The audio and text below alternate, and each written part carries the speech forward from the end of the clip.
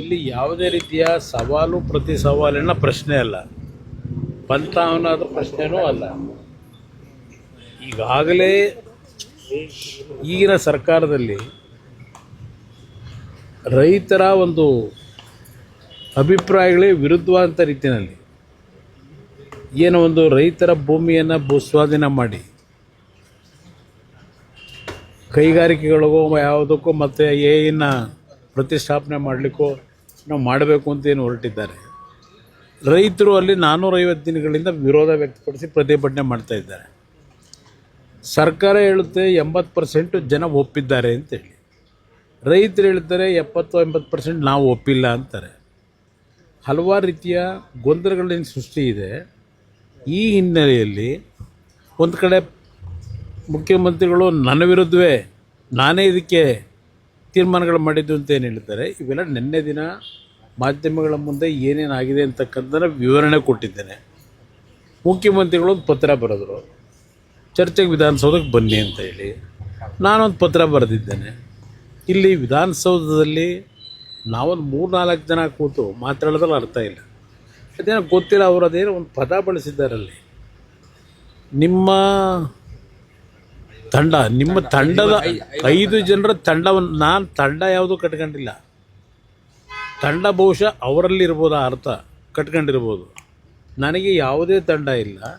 ಇರೋದು ನನಗೆ ಒಂದೇ ತಂಡ, ರೈತರ ಪರವಾಗಿರ್ತಕ್ಕಂಥ ತಂಡ. ಅದರಿಂದ ಇಲ್ಲಿ ನಾನು ವಿಧಾನಸೌಧದಲ್ಲಿ ಬಂದು ನಿಮ್ಮ ಜೊತೆ ಚರ್ಚೆ ಮಾಡಿದ್ರೆ ಇದಕ್ಕೆ ಯಾವುದೇ ರೀತಿಯ ಒಂದು ತಾರ್ಕಿಕ ಅಂತ್ಯ ಕಾಣಲ್ಲ. ಅಲ್ಲಿ ರೈತರ ಸಮ್ಮುಖದಲ್ಲಿ ಪಬ್ಲಿಕ್ಕು ಅವಶ್ಯಕತೆ ಇಲ್ಲ.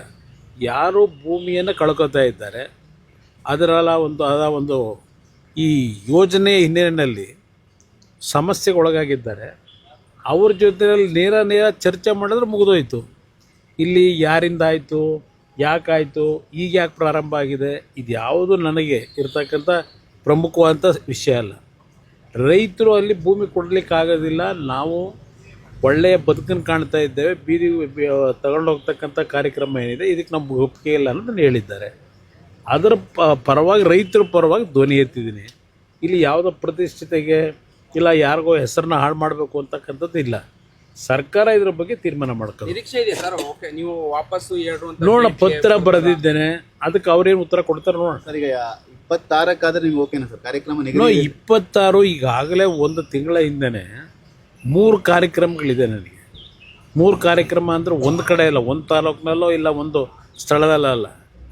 ಅದು ನನಗೆ ಕುಣಿಗಲ್ಲು, ಶ್ರೀರಂಗಪಟ್ಟಣ, KR ನಗರ, ಹೀಗೆ ಹಲವಾರು ಭಾಗದಲ್ಲಿ ನಿಗದಿತ ಕಾರ್ಯಕ್ರಮಗಳಿದ್ದಾವೆ. ಅವತ್ತು ಬೆಳಗ್ಗೆಯಿಂದ ಸಾಯಂಕಾಲದವರೆಗೂ ಸಂಪೂರ್ಣವಾಗಿ ಕಾರ್ಯಕ್ರಮಗಳಲ್ಲಿರ್ತೀನಿ. ಅದರಿಂದ 27ನೇ ತಾರೀಕು ಬೆಳಗ್ಗೆ ಎನಿ ಟೈಮ್ ಕರೀರಿ ಅಂತಕ್ಕಂಥ ಒಂದು ಪತ್ರದಲ್ಲಿ ಮನವಿ ಮಾಡಿದ್ದೇನೆ. ಆ ಮನವಿಗೆ ಏನು ಪುರಸ್ಕಾರ ಮಾಡ್ತಾರೋ ಏನು ಮಾಡ್ತಾರೋ ನೋಡೋಣ.